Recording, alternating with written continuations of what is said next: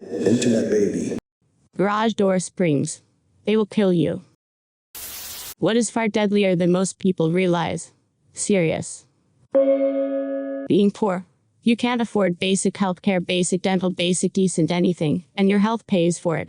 Not going to the dentist can kill you. Not being able to afford medication can kill you. Not being able to afford a day off to rest when you're feeling bad. Being broke doesn't just suck because you can't do fun stuff. Being broke sucks because you have to choose between your health and your immediate well-being. And hard work alone won't lift you out of that deadly negative cycle. This is why I hate when people say generational wealth isn't an issue.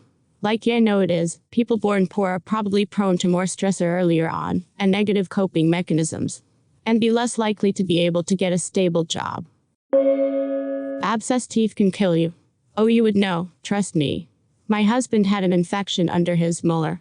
He kept talking about how much his tooth hurt him every so often, but wouldn't go to the dentist at my insistence, because they said the pain was normal tooth movement. After his wisdom teeth removal, he ended up with 2 root canals, one on each side, and even after that, one molar had to be extracted because it was cracked down the middle and unhavable.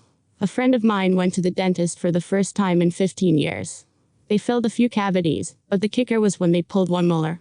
She said she didn't realize how much pain she had been in, because she was numb to it for so long, but it was immediate relief. She also said her anxiety and depression were essentially gone. It had been 3 years since I'd gone to the dentist, but after I heard that, I made an appointment and have been back twice a year since. I don't want to be in any unnecessary pain. Grapefruit in combination with many prescription drugs. Basically, grapefruit can affect the way your medications work. With some meds, adding grapefruit screws up the way your body metabolizes the drug, so you end up with far more than the prescribed dosage. It can also work in the opposite way with other drugs, leaving you with less than the prescribed dosage. This is especially bad if you have high blood pressure or arrhythmia. I take a high dose of calcium channel blockers. One time in college I tried a crash diet where you eat a grapefruit for breakfast. My medicine bottle says not to eat grapefruit, but this had never been pointed out by a doctor or pharmacist, so I thought it wasn't a big deal. The second day, I decided maybe it was worth looking into, so I called my pharmacist to ask what would happen if I did eat grapefruit. Over the phone he said over and over, "No, don't eat grapefruit," and wouldn't tell me exactly what would happen. Finally I was like, well, I already did, so what do I need to be worried about? I ended up being completely fine, but I got a more stern scolding from that pharmacist than I've gotten from my parents for anything. Fights. People are way too eager to prove who's the bigger, baddest. Hit someone the wrong way or start something with the wrong person, and someone's not going home. Then if the police show up, someone's getting charged. Depending on the severity of the other party's injuries and the word of witnesses, you could be going away for a very long time. Not to mention the civil suits that may bury you in debt. Yup. I got sucker punched right above my left eye. 6 stitches in a fractured orbital socket, and had to stay overnight at the hospital for observations since it was a head injury. Since the injuries were from an assault, charges were automatically pressed, and we found ourselves in court a few months later. All from a single punch. Eating a slug. Obviously it's nasty, but kids do stupid shit as dares or even in hazing rituals. Slugs contain parasites that will get into your brain and fucking kill you slowly. I just read a whole article about rat lungworm and snails and slugs that is haunting me. There's a famous news story in Australia of a guy being dared by his friend to eat a slug. He did, and become fully paralyzed. When the courts were deciding how to prosecute the friends, the guy who was paralyzed came forward and said it was his own fault, and his friends aren't to blame. He is still friends with them to this day, and they hang out regularly. Insulin. Looking at drops on a table, you can barely tell the difference between the therapeutic dose and a lethal one. As a diabetic, it's a little scary, but luckily the cure is just eating sugar.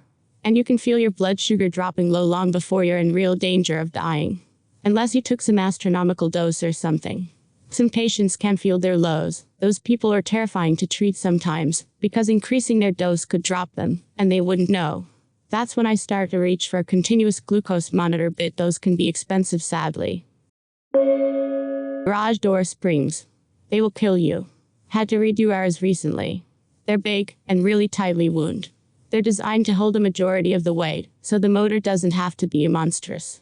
But changing them requires unwinding them turn by hand, which is a full 85 kilograms body weight, with leverage, job. If you aren't really careful, you lose control, and they'll break you with your lever tool. Stress. Oh, wonderful. Now I'm stressed about my stress levels. One of the deadliest things out there. It contributes to and exacerbates many existing health problems, not to mention creating new ones. I'm no doctor, but I can say from first-hand experience that at least 30 minutes of exercise most days, and as little as 5 minutes of meditation works wonders for me.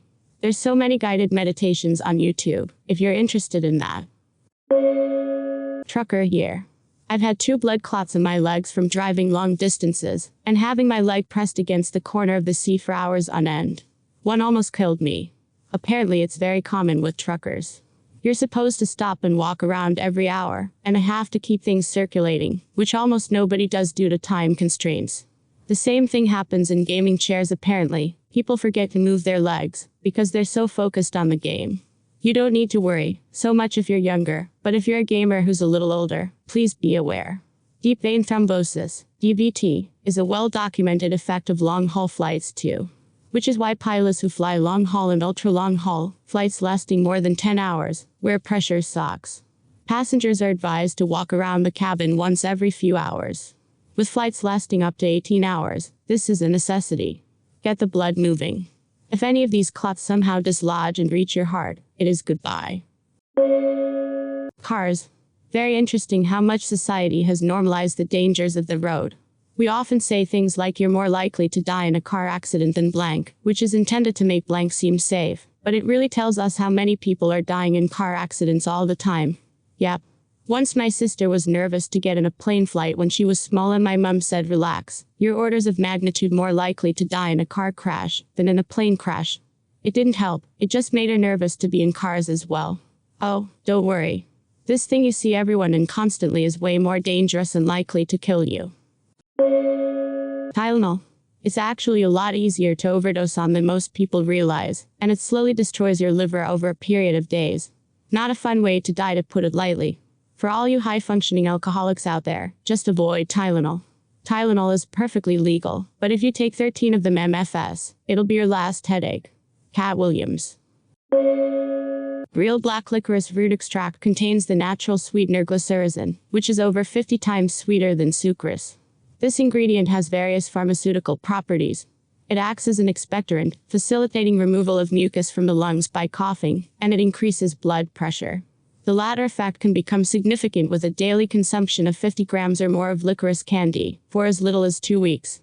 Glycyrrhizin can cause potassium levels in the body to fall, triggering abnormal heart rhythms, as well as high blood pressure, edema, swelling, lethargy, and congestive heart failure in some people. I always loved going to Europe as a kid, and finding the licorice candies with the may cause hypertension warning labels on them. Felt dangerous eating them. Haha. Wow, funny you mention this now actually. I had blood work done about a week ago, and it showed my potassium levels were rather low. A month prior I'd been sipping on some licorice root tea on the daily, sometimes twice a day. Maybe I should lay off the licorice root. Infections can still fuck you up easily if you don't seek medication attention and time.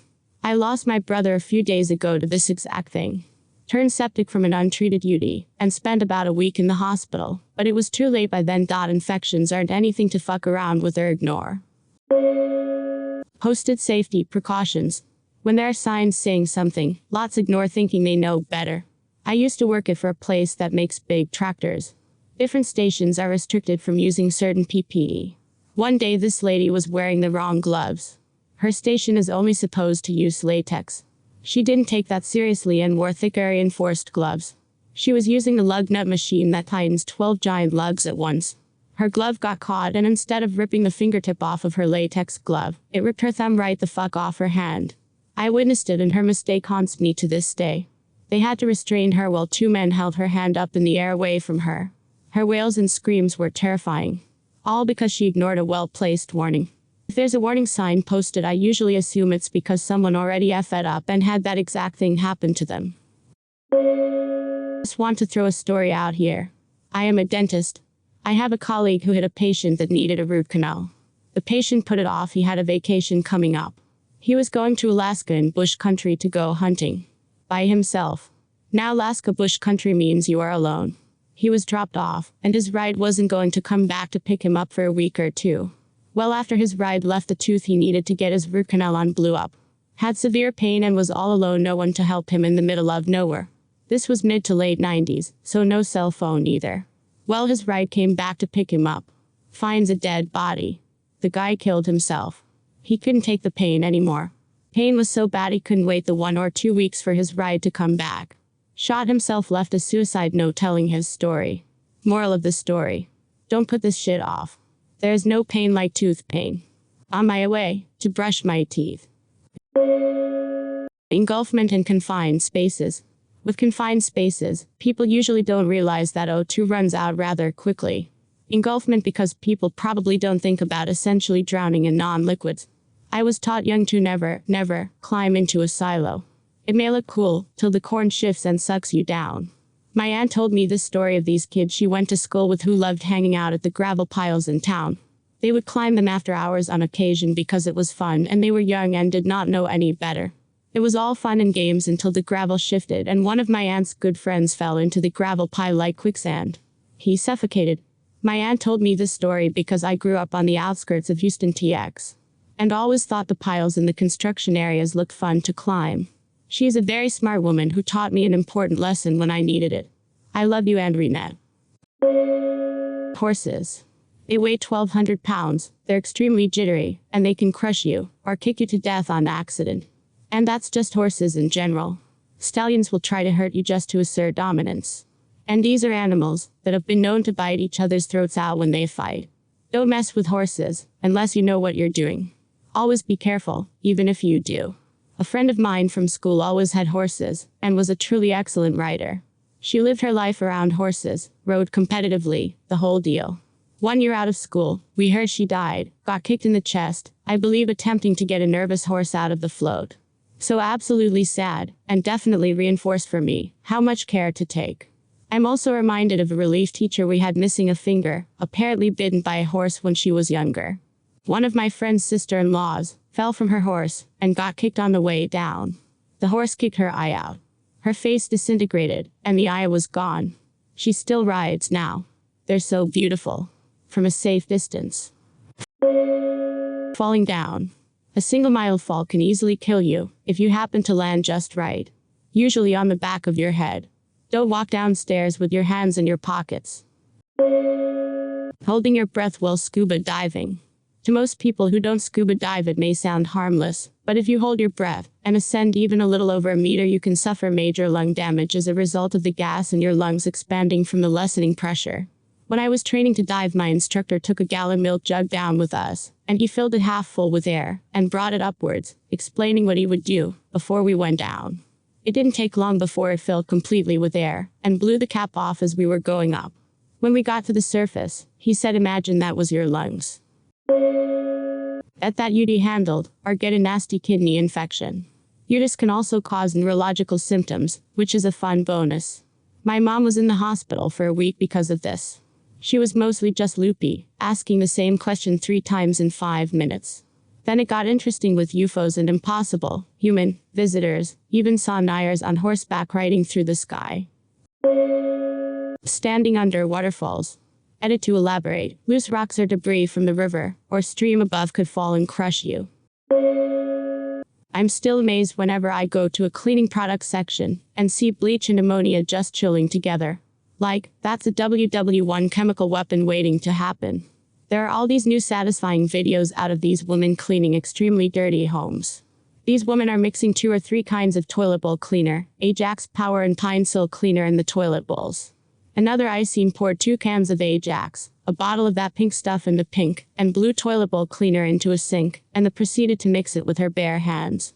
These dummies are out there taking requests from their viewers on what to mix together like it is some kind of adult slime.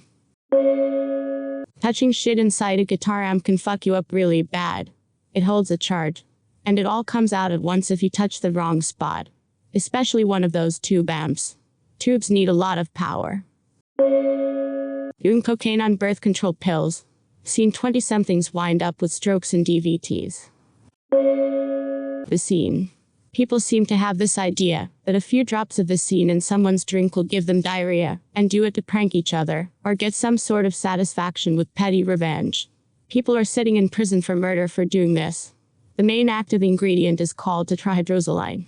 Once it enters your gastrointestinal tract, it can be absorbed by your intestines and end up in your blood, causing your blood pressure and heart rate to drop to potentially life-threatening levels. It really makes me wonder how many people have died due to people copycatting that scene in Wedding Crashers. In high school, a kid that I knew, not really a good friend, but same social circle, gave me a Gatorade and told me I could have it because he didn't like the flavor. I split it with my friend, and we happily drank it all down. The next period, some of my classmates were acting real weird and kept asking how we felt. Eventually, one of them told us that he had put a ton of Vicine in the bottle. We go to the nurse expecting to be sick, but then she looked up the ingredients and effects, and yup, it can kill you. Both of us that had drank it ended up in the hospital with extreme lethargy and trouble breathing. I ended up sleeping for about 16 hours straight. I obviously didn't want my friend to get hurt too, but in a way it was a blessing, as if I had drank the whole thing myself I could have easily died. Machines. If you get casual around them, they will eat you. Even very small electrical motors will seriously injure you. I work on a flight simulator and we use motors for feedback on the controls. If the force transducers die or get messed up, they don't care if your hand or leg or foot is in the way. We've done safe experiments to prove a point. You have whoever thinks they're strong try and hold back the motor, while making sure there aren't any pinch or break points for them to get caught on. The motors don't even struggle. Not even a change in pitch of the whine from the motor. Very humbling to understand how little power we as humans actually make and can withstand. Smoke. It's not only the fire that can kill you, and there is a very good reason you're taught to stay low escaping a fire. The smoke is a hot gas layer that can melt your face off. Edit. Since this comment has some visibility, I'm going to use it for a public safety announcement. A working smoke alarm is the single most effective fire safety tool you can have. By far. Early warning will save your life. Most fatal fires happen in the middle of the night when families are asleep. The difference between life and death are only minutes apart. If you have smoke alarms in your house, make sure they're on every level and test them regularly. If you haven't done it in a while, do it now. If you don't have smoke alarms on every level of your home, go out and buy them. Your life is worth the money. Windows. It's easy to think they're more secure than they actually are, which is especially dangerous in taller buildings. Falling through a broken window has a very high risk of a major laceration. Broken glass on the floor can again mess your body up spectacularly, and on certain surfaces, it's really hard to spot even moderately sized razor-sharp pieces. Edit. LPT for those living in areas that are earthquake-prone. Keep a pair of slippers or sandals by your bedside. If there is an earthquake during the night, the chances are you will have picture frames that fell and shattered around your home, and you should have something hard-soled to walk on in that situation. Edit 2. Be a thoughtful human. If you break something made from glass, don't just toss the broken glass. Put it into a cardboard box, tape it so it's sealed, and write broken glass on the box. My parents use layers of newspaper and tape it up. You have no idea who might handle the bag with your rubbish in. Alcoholism. It's all tea, mommy needs her wine, and look at this sunscreen bottle that doubles as a secret flask, until your liver gives out in your mid-40s. It's sad that our culture has made alcoholism into some type of cute joke instead of recognizing how much it can destroy your body and life, and the lives of those around you. In the last decade, alcoholism rates of women have closed a huge portion of the gap with men's alcoholism rates. Obviously, some of that is due to increased reporting of that middle-class mommy needs her wine type substance problem, but it's really disturbing how hard this rose all day have a bottle before dinner cultural narrative has been pushed around heavy wine drinking being tasteful and fun. The way we view substance abuse in class definitely factors in. Middle-class alcoholism lets some real problems fester. Putting feet legs on dash of car. I've heard enough horror stories from my parents who are both nurses to last me a lifetime. Legs on the dash of a car are not allowed while I'm driving for this reason alone. I'm an insurance guy. I tell people the same thing, and seatbelts in the back seat too. Had claims where people flew through the windshield from the back seat. Seatbelts in any position in my car are a given. I've heard too many tales of people getting turned into meat crayons for me to say no to seatbelts as well. Accidents that might have been completely non-lethal had everyone been wearing seatbelts can easily become lethal because you didn't get stopped from the seatbelt and were ejected with extreme force because you weren't wearing one.